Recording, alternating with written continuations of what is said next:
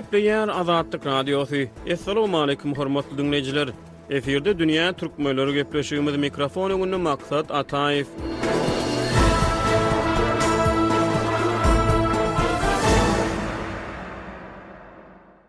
Geçen hepde Türkmenistanyň awtoritar hökümetiniň ýol berýän hukuk kemsitmelerini, korrupsiýa hadisalaryny we edenetliklerini açyp görkezýän wakalara baý boldy. Hepdeniň başyna Azatlyk Radiosynyň habarçylary häkimetler tarapyndan hamaly günäsi geçilen ýöne iş ýüzünde bolan para bilen öz erkinliklerini satyn alyp türmeden boşanlyklaryny aýdýan birnäçe öňkü tutsagyň howsarlary bilen geçiren söhbetdeşlikleri barada habar berdi. Hepdeniň ortasyna Ýewropada hukukçylyk we hyzmatdaşlyk guramasynyň demokratik institutlar we adam hukuklary boýunça edarasynyň adam ölçekleri boýunça ýygynagyna gatnaşmak üçin Warşawa gelen türkmen wekiliýetiniň agzalary bilen Ýewropadaky türkmen jemgyýetçilik guramalarynyň arasyna dartykynly ýagdaýlar ýüze çykdy. Hepde ortadan agany Azatlyk Radiosynyň habarçylary häkimetleriň orta mekdeplerde geçirýän ahlak wagazlary barada habar berdiler. Mektep resmiýetleri eni atalar bilen ýygnak geçirip olary çağalaryň ellerine smartfon bermezligi ündüýärler. Ýokary klasslardaky okuwçy gyzlaryň daş keşfiriň gödäwçilikde saklanylmagy,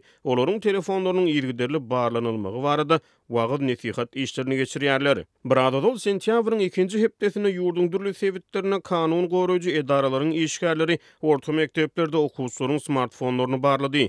Barlyklaryň netijesine käbir okuwçylaryň eni atalary Milli Howpsuzlyk ministrliginiň edaralaryna çağıryldy we çağılaryň terbiýesine jogapkärçiliksiz çemeleşmek taýplandy.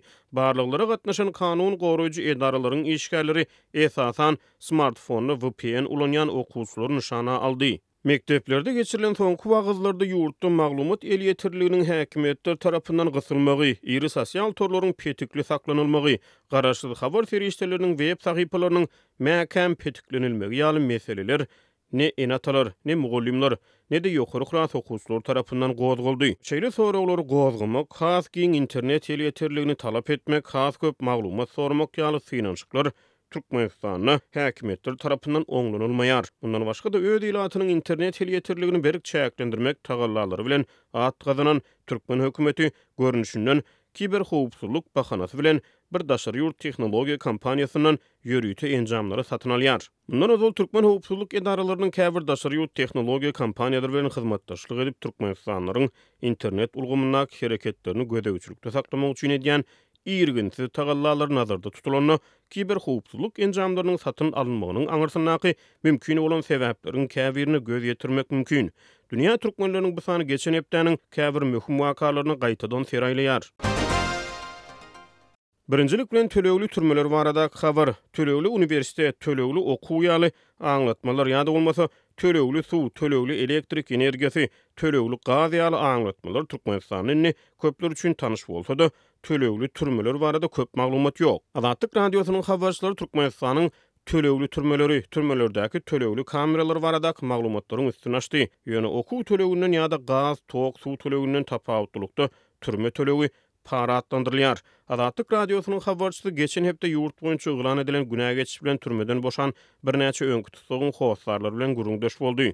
Habarçymyz Ahar welaýatynyň ýiberen habaryny öňkü tutsaglar türkmen türmelerini giň ýaýran korrupsiýanyň gözgyny ahwaly barada maglumat berdiler. Öňkü tutsaklaryň sözlerine görä türkmen türmelerini kommersiýski, ýagny täzirçilik kameralary atlandyrylýan tutsag jaýlary bolup olar 30-40 müň manat aralygynda para bilen satyn alınýar. Kameralaryň para tölegleri olaryň hödürleýän şertlerine görä üýtgýär. Öňkü tutsaglar türkmen türmelerini korrupsiýanyň giň ýaýranlygyny, garawullaryň we türme resmiýetleriniň para horluk bilen meşgullanýanlyklaryny aýdýarlar. Dürli usullar bilen türme pul salynýanyny aýdýarlar. Bulardan başga da ýurt boýunça ýylan edilen günä geçişlige ýermegi başaran öňkü tutsaglaryň howsarlary olary amnestiýa sanyny goşdurmak üçin häkimetlere para berenliklerini aýdýarlar. Elbette bu aýdylýanlar boýunça Azatlyk Radiosynyň Türkmenistanyň baş prokuraturasynyň hemde Içeri işler ministrliginiň kommentariýa almak synançygy netije bermedi. Maglumat üçin aýdylsa Türkmenistanyň 23-nji sentýabrda garaşsyzlyk güni münasibetli 833 tutsagyň günäsi geçildi.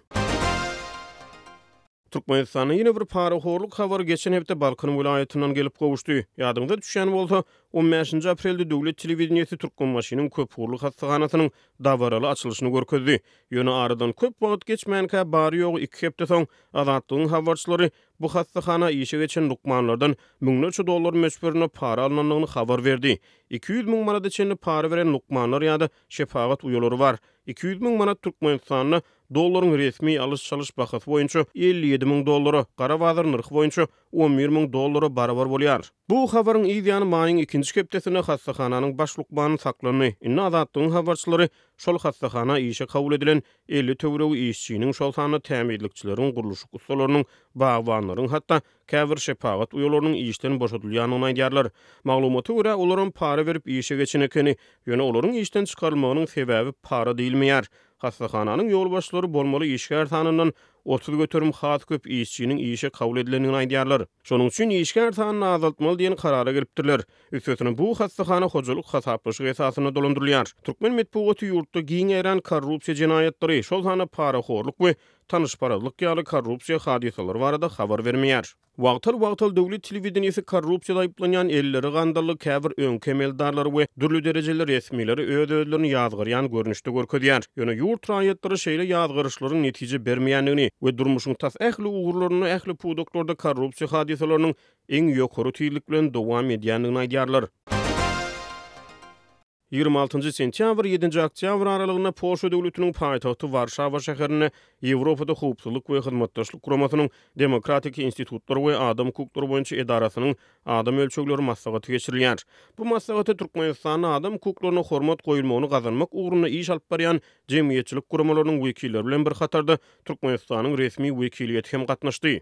Ma'lum bolşýaly Türkmenistanyň awtoritar hökümeti insan hukuklaryny goraýjy halkary guramalar tarapyndan adam hukuklaryny depelemekde ýyllar boýy tanqid edilýär. Ýöne Türkmenistanyň Daşary işler ministrliginiň Warşawada geçirilen adam ölçegleri maslahaty baradaky beýanatyna gulak gawarsaň Türkmenistanyň adam hukuklarynyň ýagdaýy hezirlik. Beýanata görä Türkmen wekiliýeti Warşawada Türkmenistanyň demokratiýanyň adam hukuklarynyň demokratik institutlarynyň gazananlaryny kabul edilen täze kanunlary ýygnananlara düşündiripdirler. Türkmen dimi Türkmenistana çuňur özgörüşlikleriň bolup geçýändigini aýdýar. Özüde ýöne bir özgörüşlik däl, çuňur özgörüşlik galy berse-de Türkmenistan adam hukuklaryny we azatlyklaryny üpçün etmegiň gurallaryny hassa kämilleşdirmek üçin, ünferin, diňe bir kämilleşdirmek üçin däl, hassa kämilleşdirmek üçin hamaly bu ýerde ýurdun daşary siýasat edarasy Türkmenistan adam hukuklaryny we azatlyklaryny üpçün etmegiň gurallarynyň onsuzam kämil bolanyny ümleýär. Şolary hassa kämilleşdirmek üçin institusional we dolandyryş çäreleriniň görülýändigi öňe sürilýär. Ýöne meselem Türkmenistan medeniýet adatlygy boýunça halkara hasabatlarda dünýä ýurtlarynyň arasyna köplenç diňe demirgal Koreýadan ozmagy başarýar. Adam hukuklaryny goraýjy halkara guramalar Türkmenistan adam hukuklarynyň ýagdaýynyň gözgyny donaýdýarlar. İnsan hukuklaryny goraýjy guramalar türkmen türmelerini zorlukly ýitirmedilen hasaplanýan 100den gowrak adamyň sanawyny ýöredýär. Bu sanaw ýyllaryň geçmegi bilen diňe galňamak bilen bolýar. Adam hukuklaryny goraýjy guramalar ýitirmedilen adamlaryň arasyna wujdan ýesirleriniň hem de siýasy tutsaglaryň bardygyny aýdýarlar. Ýöne ýurdun Warşawa sapar eden resmi wekiliýeti halkara jemgyýetçiliginiň gözüniň içine seredip Türkmenistanyň soňky ýyllarda demokratiýalaşma we kanunyň hökümranlygy babatyna öňün tejribelerini gazananyny aýdýar. Ýöne meselem demokratiýanyň iň esas alamatlarynyň biri bolan erkin saýlawlar bilen bagly maglumat üçin aýdylsa, Türkmenistanyň 31 ýyllyk garaşsyzlygyň dowamyna awraýly halkary guramalar tarapyndan erkin we adalatly hasaplanan saýlaw geçirilmedi. Türkmen wekiliýeti 26 sentýabrda Warşawada halkary jemgyýetçiliginiň öňüne Türkmenistanyň adam hukuklaryny üpçün etmegiň gurallarynyň hassa kämilleşdirilýändigini aýdyp daşary çykan soň bir Türkmen aktivistiniň üstüne haýbat atdy. Raýat aktivisti we bloger Nurmuhammed Anaýewiň 27 sentýabrda Azatlyk radiosyna gurrun bermegine görä Warşawada bir mehmanhananyň öňüne bloger türkmen resmilerine sorag bermäge çalyşýar. Ýöne jogaby derek Türkmen wekiliýetiniň bir agzasy aktivisti haýbat atýar.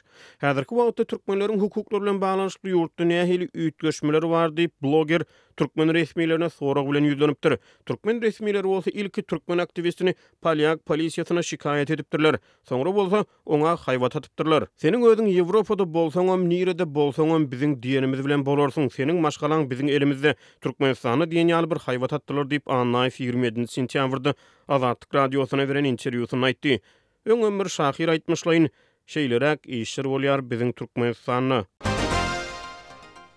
Geçen hepde Azatlyk radiosynyň habarçylary Mara welaýatynyň orta mekdeplerine geçirilýän enatalar ýygnaklary barada habar berdi. Mektep resmileri ýygnaklarda enatalardan okuwçy ýaşlaryň smartfonlaryna gödäwçilik etmegi başarsalar, ýaş ýetginjekleriň ellerine telefon bermezligi ündäýärler. Sentýabryň 2-nji hepdesinden bäri Türkmen häkimetleri mekteplerdäki telefon barlyklaryny ýygjamlaşdyrýarlar. Türkmenistanyň mekteplerine ozalky ýyllarda hem häkimetler tarapyndan telefon barlyklary geçirilýärdi. Ýöne soňky barlyklaryň iýizi mekteplerde enatalar ýygnaklary bilen utgaşýar. Olar aýtışmydýar häkimetler telefon barlyklaryny ahlak aladalary bilen düşündirýärler. Olar smartfonlaryň ýaşlaryň ahlagyna yaramaz täsir edýändigini düşündirmäge çalışýarlar. Türme kameralaryny pula satýan, Ýewropa baryp öz raýatyna haýwat atýan, ony ýyzda galan maşgalasy bilen gorkutmaga çalışýan ýurtly döwlet medeniýetine alternativ ýekejede informasiýon çeşmäniň hereketine ruhsat bermeýän, özge ýa-da özüniňkä garşylyk pikirde bolan raýatlaryny ýyzarlaýan, VPN-leri petikleýän, türlü maglumat çeşmelerini bir gulp astyna saklayan Türkmen häkimetleri mekteplerde geçirýän telefon barlyklaryny ahlak aladalary bilen düşündirmäge çalışýar. Bu ýylym Türkmenistan Garaşsyzlyk güni 27 sentýabrda bayram etdi. Azatlyk radiosynyň habarçylary ila tarasyny bayramçylyk dabrasynyň şowgunyň pes bolanyny habar berýärler. Ýöne Türkmen awatda bayramçylygyň öňýany yerli ilan ýumurtga, paýta ýagy we tuwuk buğdiýaly azyk önümlerini ýeňillikli bahadan satyn almak mümkinçiligine eýe boldy. Ýöne haritlar çäkli möçberde hem de diňe nagyt pula satyldy. Türkmen awadyň merkezi dukanlaryna bayramçylygyň öňýany ýeňillikli bahadan unum satyldy. Azatlygyň habarçysy bayramçylygyň ýylan 28 sentýabrda beren habaryna bu ýyl Türkmen awatda garaşsyzlygyň bayramçylyk şowgunyň pes bolanyny habar berdi. Ýene bir gezek gaýtalan waýsak Türkmenistan 2018-nji ýyla çenli garaşsyzlyk bayramyny her ýylyň 27-nji oktýabr güni bayram edýärdi. Ýöne soňky bir näçe ýyl bäri garaşsyzlyk güni her ýylyň 27-nji sentýabryna bayram edilýär. Öň ömrü meşhur kinofilmleriň birine Aynany kim alsa şol alsyn, bize toy bolsa bolýar diýilen söz ýyl arasyny meşhurlyga ýa bolupdy. Şolar ýaly hamala Türkmenistany garaşsyzlyk güni haçany bolsa şonda bolsun, bize toy bolsa bolýar diýilýärmi? Ýöne maglumat üçin aýdylsa postsovet ýurtlaryň arasyna soňky ýyllarda garaşsyzlyk gününi ütkeden diňe bir Türkmenistany, meselem Hazaryň güni batar ýakasyna Azerbaýjanam özüniň döwlet garaşsyzlyk gününi şu ýyl 18-nji oktýabrdan 28-nji maýa geçirdi. Ýöne Azerbaýjan 18-nji oktýabry garaşsyzlygyň dikeldilen günü hökmüni heniden belläp geçýär. Türkmenistanyň garaşsyzlygyň täze senesiniň ähmiýeti köpler üçin heniden syr bolmagyna galýar. Goloýda garaşsyz Türkmen Nokot News neşir Türkmenistanyň hökümetiniň Ruminiýanyň NTT Data Romania S. A kampaniýasynyň takminan 29 milyon dollary kiber howpsuzlyk enjamyny satyn alýanlygyny habar berdi. Kiber howpsuzlyk enjamyny Türkmen häkimetleriniň haýsy maksatlar üçin ulanjakdygy aýdylmaýar.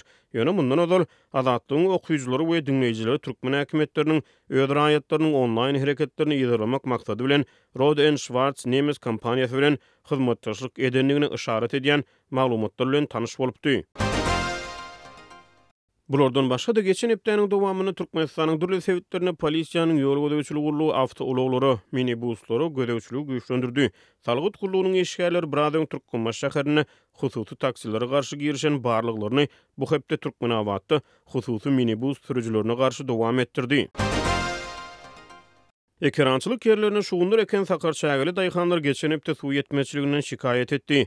Bereketli we serdarlyk garlaçylar bolsa özleriniň giç käsir we kelem ýaly gök bakça eken ekrançylyk ýerleriniň buğday üçin sökülýändigini habar berdiler. Türkmenistana güýürlük buğday ekişi dowam edýär. Hormatly dinleýijiler, dünýä türkmenleriniň bu sany hem tamam boldy. Ýene-de efir torkunlaryna duşuşýança hoş tag boluň.